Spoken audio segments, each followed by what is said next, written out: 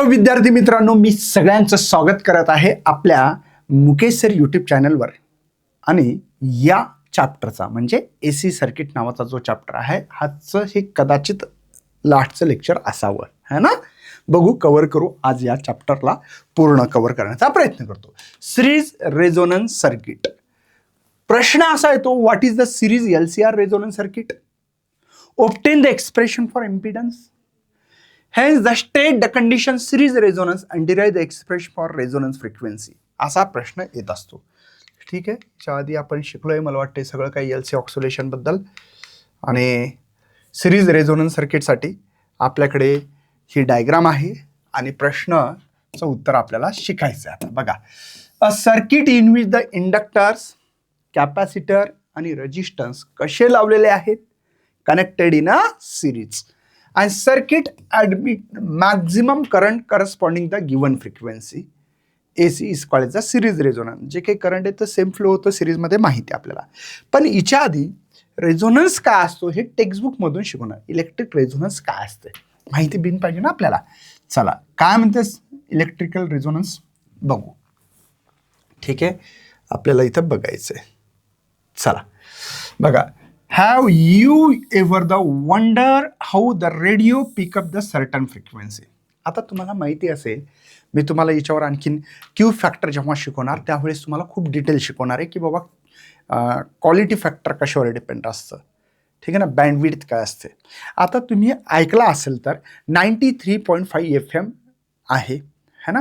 92.7 big FM असते, एक red FM असते, माहिती आहे. रेडिओ मिर्ची असते, मेगा हर्ट्झमध्ये फ्रिक्वेन्सी असते त्यांची.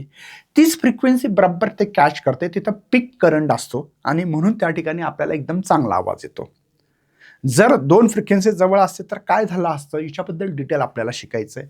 आता रेडिओ पिक करतो सर्टन फ्रिक्वेन्सीला, जसं 98.3 FM आहे किंवा 92.7 मेगाहर्ट्झ FM म्हणजे मेगाहर्ट्झ असते ती फ्रिक्वेन्सी, किंवा 93.5 मेगाहर्ट्झ फ्रिक्वेन्सी. लक्षात आलं? Okay, pick certain frequency. So you can play your favourite channel. तुम्ही लावता ना, जसं की रेडिओ मिर्ची, रेडिओ रेड FM है ना, मिर्ची आहे, रेड मिर्ची पता आहे ना तुम्हाला, माहिती आहे, बिग FM है ना. Why does the glass break down the original concept? Why do you think you encounter the situation? The answer lies in the phenomena of resonance. The phenomena of resonance can be observed in system that have tendency to oscillate the particular frequency, which called as the natural frequency of oscillation. आता resonance होणे म्हणजे काय असतं, एक सरळ शब्द, मी sound नावाचा chapter शिकवत असताना मला काय आठवतं ते सांगतो मी तुम्हाला. ठीक आहे, एक नॅचरल फ्रिक्वेन्सी असते. जसं मी इथं क्लॅप केल्यानंतर बघा, रूफचे जे घरं असतात ते व्हायब्रेट होतात, तर त्या बॉडीची फ्रिक्वेन्सी नॅचरल आणि माझी जी फ्रिक्वेन्सी हे मॅच होते आणि म्हणून त्या ठिकाणी व्हायब्रेशन होतं त्या रूफचं. ठीक आहे ना, त्याला म्हणायचं रेझोनन्स होणे, जिथं ॲम्प्लिट्यूड मॅक्झिमम असतो साऊंडचा. आता आपल्याला इथं काय शिकायचं बरं, आपल्याला शिकायचं सिरीज शिकायचं आहे.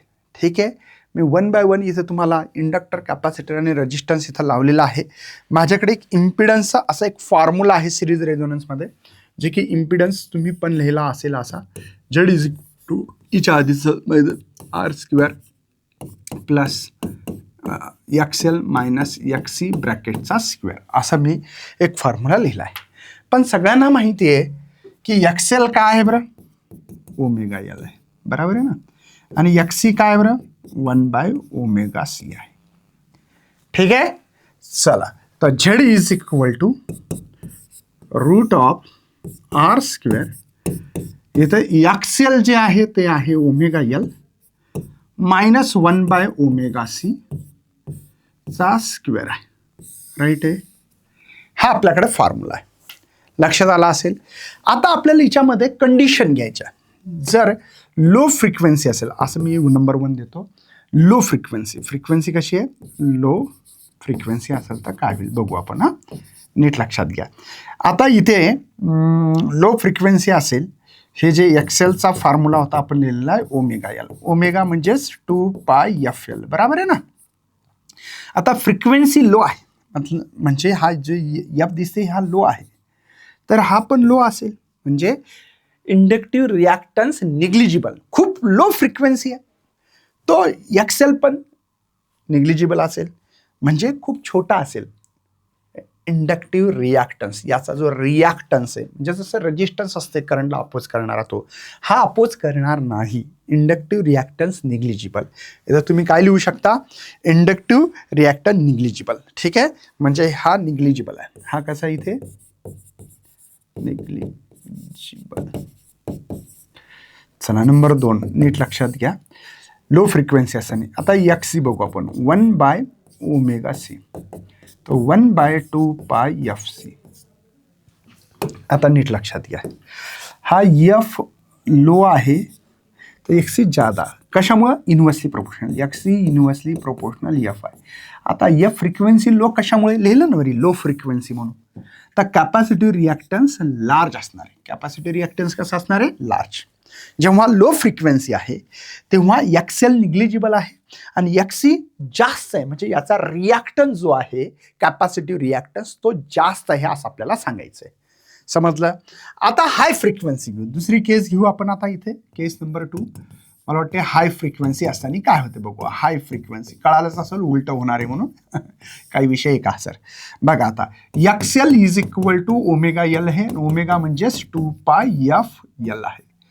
आता फ्रिक्वेन्सी हाय, हा फ्रिक्वेन्सी कशी जास्त आहे तर एक्सेल जास्त आहे, म्हणजे हा कसा आहे इथं जास्त आहे, म्हणजे इंडक्टिव्ह रिॲक्टन्स लार्ज आहे. इंडक्टिव्ह रिॲक्टन्स कसा? हा लार्ज आहे. लार्जचा अर्थ कळाला असेल.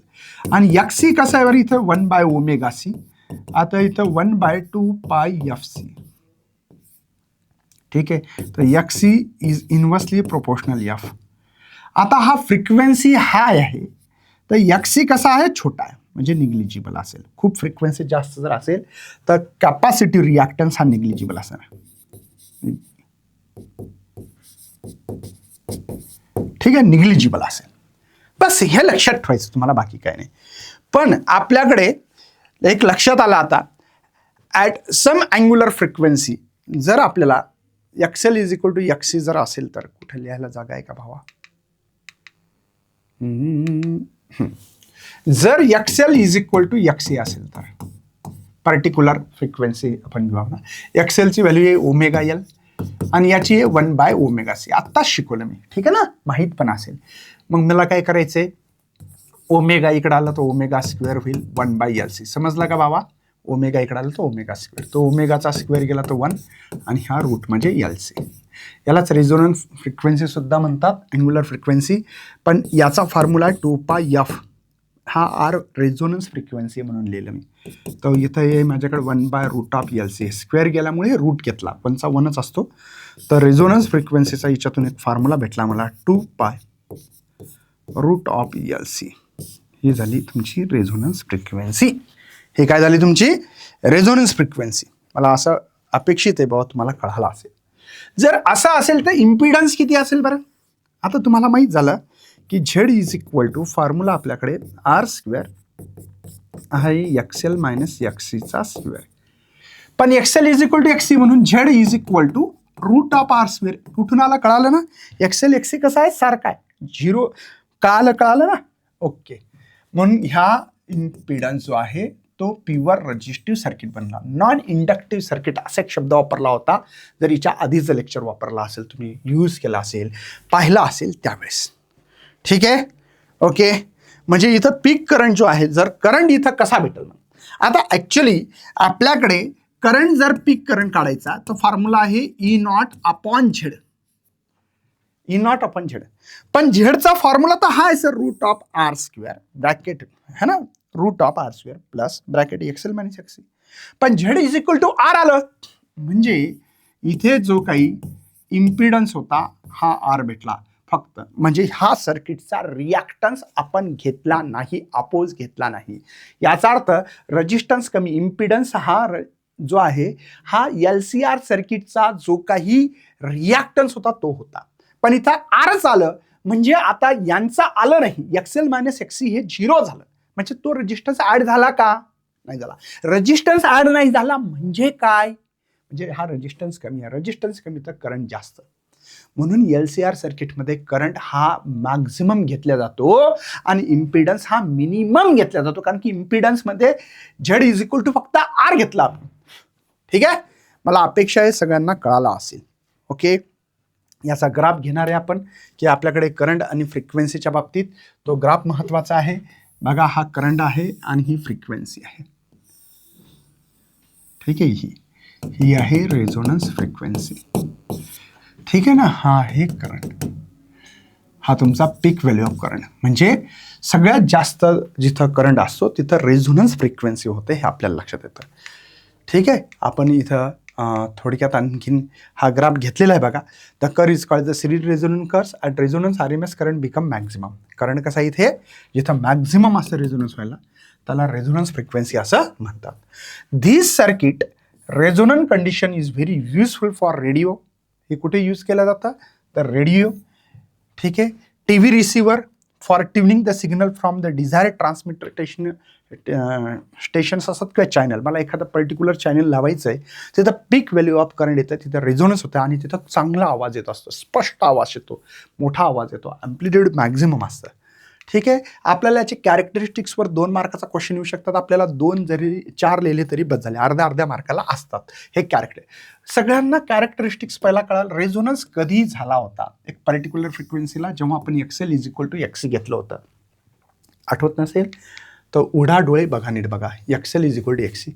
रेझोनन्स फ्रिक्वेन्सीचा फॉर्म्युला काय आहे बघा, तोच लिहायचा. रेझोनन्स फ्रिक्वेन्सीचा फॉर्म्युला आत्ताच लिहिला आपण, 1/2π√LC लिहिला. म्हणजे हे जर असेल तर हे भेटणार, आत्ताच काढा आपण. मला सांगा, आपल्याकडे जो करंट आहे तो कसा आहे, मॅक्झिमम आहे, E0/R है ना. ॲक्च्युली आपण हा फॉर्म्युला असा लिहिला होता, E0/Z, पण Z is equal to R आलं. म्हणजे इथे रेजिस्टन्स कमी आहेत. Z is equal to R मतलब कमी रेजिस्टन्स आहे, म्हणजे इम्पिडन्स कमी आहे. तर करंट कसा मॅक्झिमम असेल, तुम्हाला कसं कळालं सर करंट मॅक्झिमम आहे म्हणून? कारण की रेजिस्टन्स आणि करंट हा इन्व्हर्सली प्रोपोर्शनल आहे, हे लक्षात येणं पाहिजे. बघा, पहिल्यांदा रेझोनन्स ऑकर कधी होतो, XL is equal to XC. Resonance फ्रिक्वेन्सीचा फॉर्म्युला 1/2π√LC आहे. इम्पिडन्स मिनिमम आहे, कारण की हा प्युअरली रजिस्टिव्ह सर्किट आहे. आपल्याला XL is equal to XC घेतल्यामुळे इम्पिडन्स R भेटलं होतं. करंट कसा असेल मग, मॅक्झिमम. महत्त्वाचा पॉईंट आहे. When numbers of frequency are fed to it. तुम्ही कधी बघितला असेल, पहिल्यांदा जुना रेडिओ बघितला असेल, त्याच्यावर लिहिलं असायचं फ्रिक्वेन्सी है ना, 90, 91, 92, 93 आणि त्या मधात लाईन पण असायचे, 93.5 FM, 98.3, 92.7 असे. तर ह्या फ्रिक्वेन्सी आपण फेड केलेल्या आहेत तिथे. इथं काय म्हटलंय, फक्त घेणार ती फ्रिक्वेन्सी जी मला पाहिजे ते आणि बाकीच्या रिजेक्ट करणार है ना, त्यालाच याच्यावर आपलं अवलंबून. द करंट मॅक्झिमम जिथं असेल, this frequency is called acceptor circuit. त्याला एक्सपेक्टर सर्किट सुद्धा असं म्हणतात. आता सेम आहे पॅरलल रेझोनन्स सर्किट. पहिलं कोणतं होतं, LCR सिरीज. आता पॅरलल रेझोनन्स सर्किट आपल्याला बघायचं. 19 मध्ये क्वेश्चन्स आला होता. Assuming the expression for impedance in parallel resonance circuit, state the condition for parallel resonance, define the resonant frequency, obtain the expression for it. हा तुमच्याकडे डायग्राम आहे, नीट लक्षात घ्या. Parallel resonance circuit consist of the coil of inductor L, condenser जो आहे capacity C आहे, joint parallel to the source of alternating EMF E आहे. आता नीट लक्षात घ्या की या ठिकाणी माझा समजा हे करंटचं डायरेक्शन दाखवणं खरंच योग्य आहे का, नाही. आणि AC मध्ये करंट फ्लक्च्युएशन होत असो, DC मध्ये डायरेक्ट करंट असतो, हायर टू लोअर पोटेन्शियल. पण मग हे कसं काय डायरेक्शन दाखवलं? मी म्हटलं आता बाबा की तुमचे रात्रीचे 10 वाजून 10 मिनिटं 10 सेकंद झाले. त्या टायमाला तुम्ही फोटो काढला तर तुम्हाला हे करंटचे डायरेक्शन भेटले त्या इन्स्टंटला, म्हणून इथं येऊ शकतो. आता करंट I आला समजा, इथं करंट आल्यावर आधा इधर जाओ आधा इधर जाओ असं म्हणावं लागेल. मग हा करंट इकडून इकडे येईल, कळालं का? करंट स्प्लिट झाला, म्हणून मला करंटची बेरीज करायचं काम पडलं की I जो टोटल करंट आहे तो आहे तुमच्याकडे IL प्लस IC है ना, दोन्ही करंट. बघा इथं स्प्लिट झाला, हा I करंट होता, हा स्प्लिट झाला म्हणून इथं ॲड केलं. म्हणजे करंट स्प्लिट झाला म्हणजे कमी झाला तुमच्या इंडक्टर सर्किटमधून किंवा कॅपॅसिटर सर्किटमधून, हे तुमच्या लक्षात आलं पाहिजे. ठीक आहे. आता आपल्याला करंटची इक्वेशन्स पुटअप करायचे. तुम्हाला माहिती असेल तर मी थोडक्यात सांगून देऊ का एकदा. इंडक्टरमध्ये आपण EMF घेत होतो, तुम्हाला आठवत असेल तर साइन ओमेगा टी, आणि करंट जर I नॉट है ना, साइन जर तुम्ही इंडक्टरमध्ये वापरत असाल तर है ना omega T minus pi by 2. हे कशासाठी भाऊ?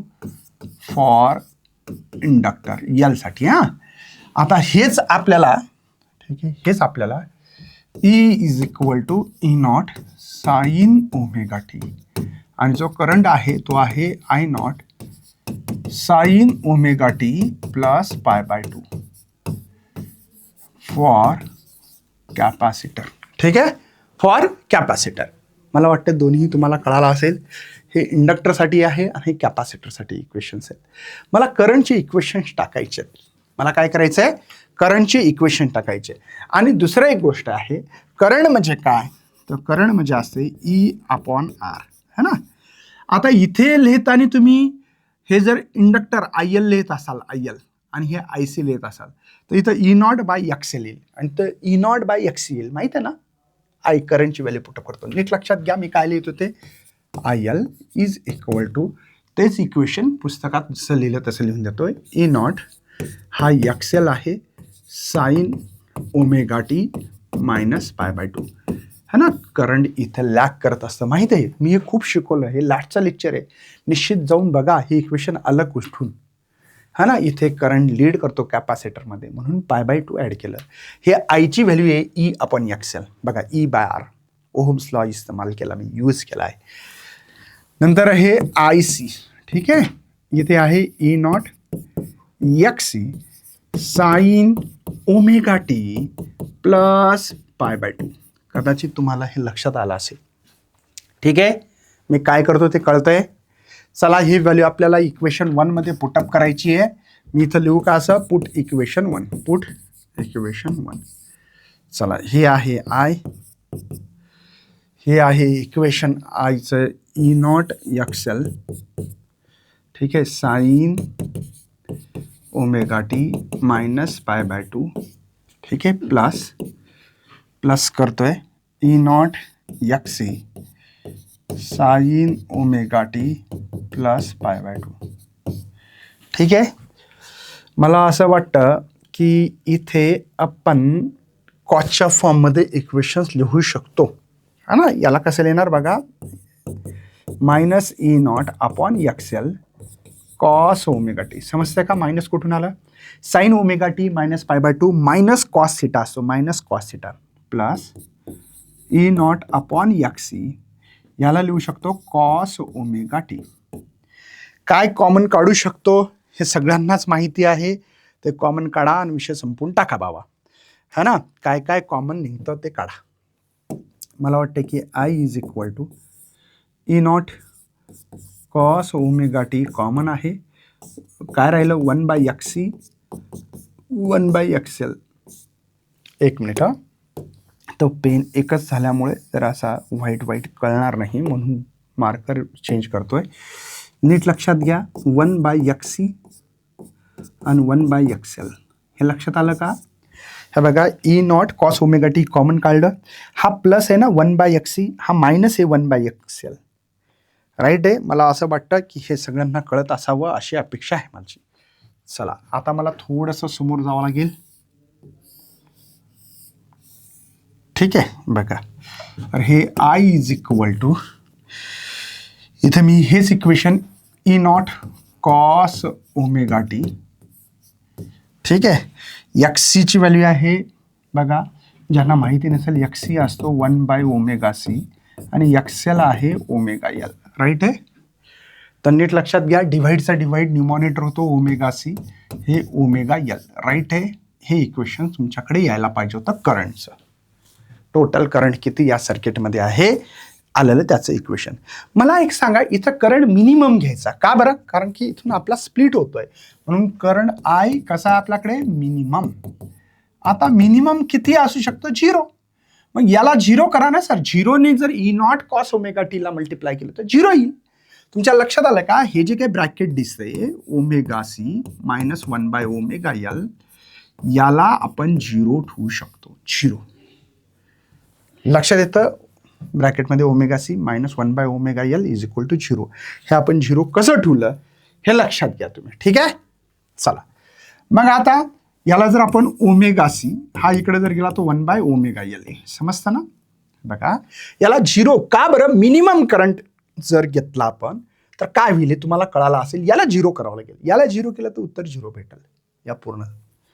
चला मग मला ओमेगा स्क्वेअर झाला 1/LC झाला है ना. बघा इकडे पहिल्या सारखं तर 1 ला 1 √LC येईल हा.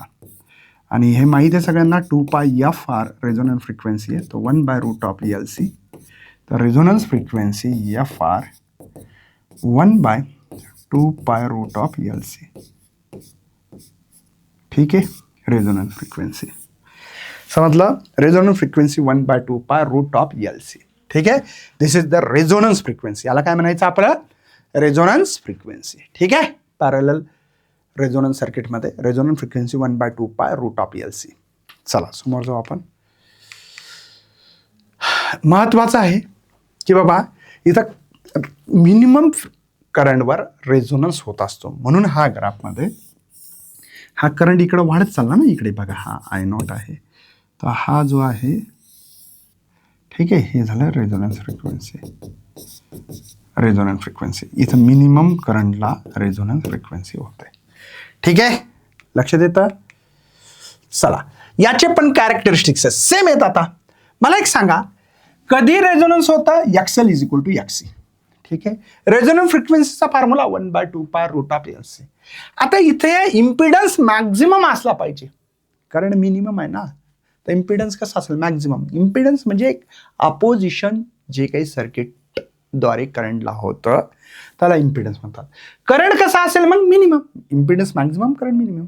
इथं काय when alternating current different frequency send through the parallel resonance. Different frequency आपण पॅरलमध्ये यूज करू शकतो. Circuit offer the very high impedance to it. Impedance कसा high. Current of resonance frequency reject but allow the current of other frequency pass through it is called the rejector circuit. म्हणजे याला ejector circuit सुद्धा तुम्ही म्हणू शकता. आता sharpness of resonance Q factor. Q factor म्हणजे काय, क्वालिटी फॅक्टर. पहिली गोष्ट तर आता हे ग्राफमध्ये काय दिलं सर, मी जर असं टेक्स्टबुक ओपन करतो. ठीक आहे. थोडंसं इथं कॉम्प्लिकेटेड दिलेलं आहे पण काही हरकत नाही भाऊ. भिवू नको, मी तुझ्या पाठीशी आहे. भिवू नको, मी तुझ्या पाठीशी आहे.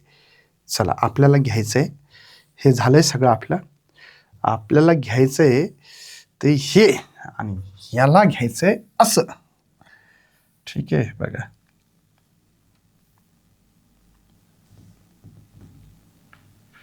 ठीक आहे. चला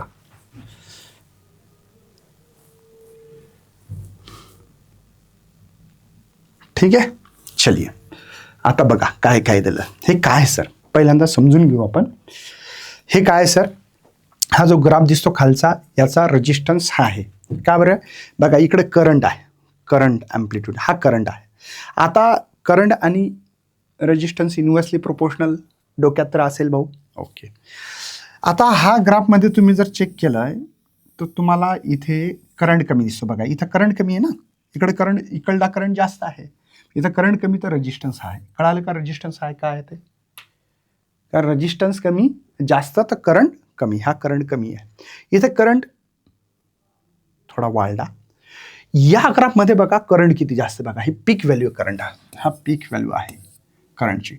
करंट जास्त असल्यामुळे या ग्राफला आपण काय म्हणलं, रेजिस्टन्स ह्याचा कसा आहे, हा आहे.